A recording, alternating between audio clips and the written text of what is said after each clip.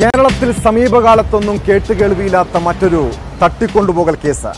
തൃശൂർ വരന്തരപ്പള്ളിയിൽ 17-കാരനെ ഗുണ്ടാസംഘം തട്ടിക്കൊണ്ടുപോയി ബന്ദിയാക്കി ക്രൂരമായി മർദ്ദിച്ചു. സംഭവത്തിന്റെ കാരണമറിഞ്ഞാലേ കേസിന്റെ ഗൗരവം എത്രത്തോളമുണ്ടെന്ന് മനസ്സിലാകൂ. വീട്ടമ്മയ്ക്കെതിരെ വ്യാജ പോക്സോ പരാതി നൽകണമെന്നാവശ്യപ്പെട്ടായിരുന്നു 17-കാരനെ തട്ടിക്കൊണ്ടുപോയി ക്രൂരമായി മർദ്ദിച്ചത്.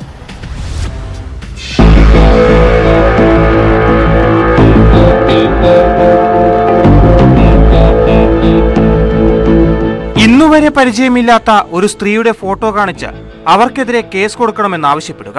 ആവശ്യം നിഷേധിച്ചതോടെ 12 മണിക്കൂറോളം ക്രൂരമായ മർദ്ദനം, ബിയർ കുപ്പി കൊണ്ടടിച്ചു, ചവിട്ടി വീഴ്ത്തി, മൊബൈൽ ഫോൺ ഉപയോഗിച്ച് തലക്കടിച്ചെന്നും കണ്ണിൽ കുത്തിയെന്നും കുട്ടി പറയുന്നു.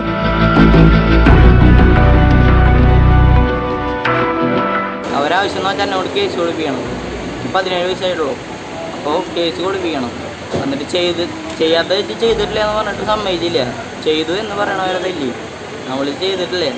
എന്നിട്ടും ഒരു രക്ഷയില്ലാണ്ടായപ്പോൾ അവസാനം സമ്മതിച്ചു. ചെയ്യാത്ത സമ്മതിക്കേണ്ടി വന്നു.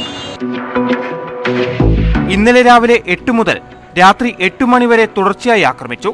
വരന്തരപ്പള്ളി തേനന്തര സ്വദേശിയോടാണ് യുവതിക്കെതിരെ വ്യാജ പോക്സോ പരാതി നൽകണമെന്നാവശ്യപ്പെട്ടത്. ഇപ്പോഴും അനുഭവത്തിന്റെ ഭീതിയിലാണ് ഈ 17-കാരൻ.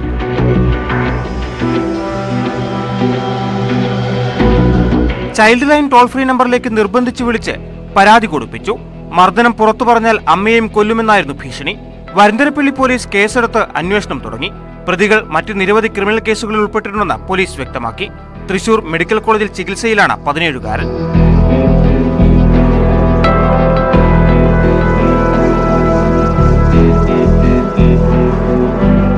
ന്യൂസ് 18 തൃശൂർ.